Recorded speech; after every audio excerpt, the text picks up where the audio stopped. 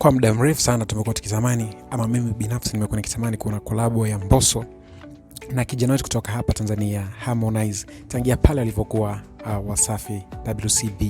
Na kwa kuwa sasa hivi kila mmoja amekuwa independent, ama kila mmoja anafanya kazi kwa kivyake, nimeweza kuona kwenye Insta story kijana wetu Harmonize ameweza kupost kwamba amepost taji la ufalme hivi na kamtag Mbosso, na kisha kaondeka akaweza kuanchia kopa la mapenzi ama la upendo.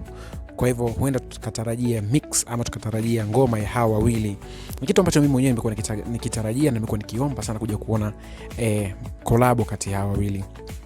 Na najua kwamba watafanya kazi nzuri kwa kuwa wote waandishi wazuri na wote pia wametoka WCB. Sijui wewe una yapi ya kusema hivi, sijui kama itakuwa kwenye album ya Harmonize, lakini wacha tusubiri tuone vile itakavyokuwa basi, na tutarajie wimbo mzuri kutoka kwa hawa wawili.